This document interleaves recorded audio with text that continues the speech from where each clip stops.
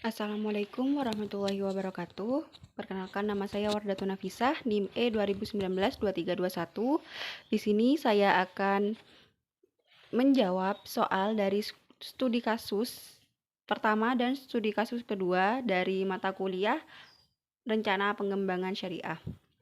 Studi kasus pertama. Yang pertama, ya, karena kelebihan dari GNH yaitu pengukur kualitas kesejahteraan dan pembangunan melalui cara yang lebih holistik yang tidak hanya memperhitungkan aspek materi saja, tetapi juga aspek spiritual secara bersamaan.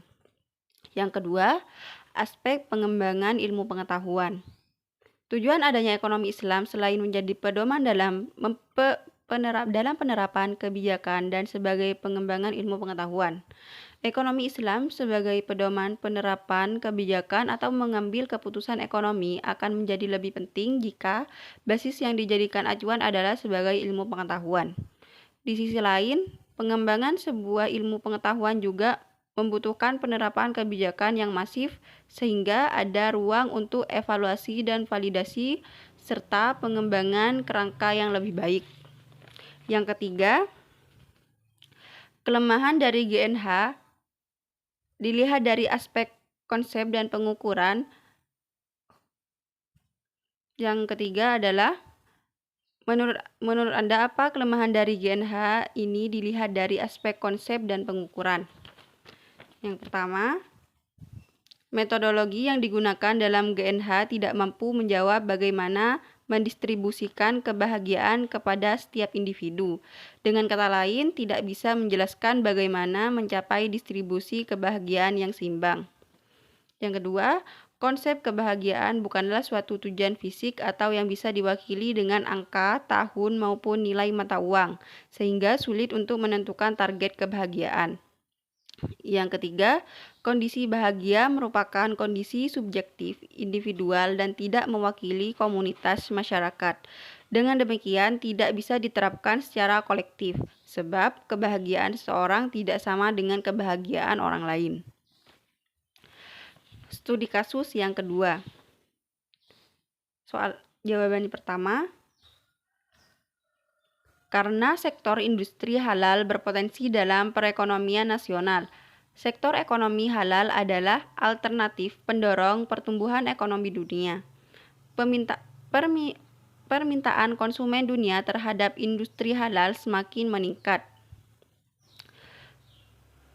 setiap tahunnya. Berdasarkan data Global Islamic Economy Report 2020-2021 menunjukkan bahwa pengeluaran konsumen muslim untuk makan dan minuman halal, farmasi dan kosmetik halal, serta pariwisata ramah muslim dan gaya hidup halal pada tahun 2019 mencapai nilai 2,2 triliun US dollar.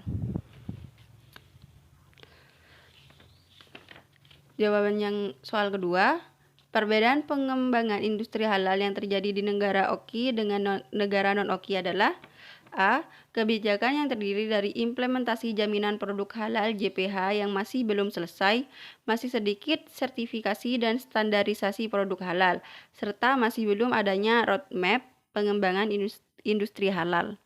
B. Sumber daya manusia terdiri dari masih banyak produsen yang kurang memperhatikan tentang produk halal dan masih kurangnya pengetahuan produk halal pada pelaku usaha kecil. C. Infrastruktur yang kurang yang C, yaitu kurangnya infrastruktur yang memadai, terutama juga kurangnya koordinasi lembaga yang menangani infrastruktur. D. Terdiri dari kurangnya promosi tentang halal dan kurangnya sosialisasi pendidikan dan informasi mengenai halal. E. Beberapa kendala seperti terbatasnya bahan mentah yang sudah memenuhi kriteria halal, masih ada beberapa sektor yang bergantung pada impor, dan terakhir belum ada definisi standar produk halal.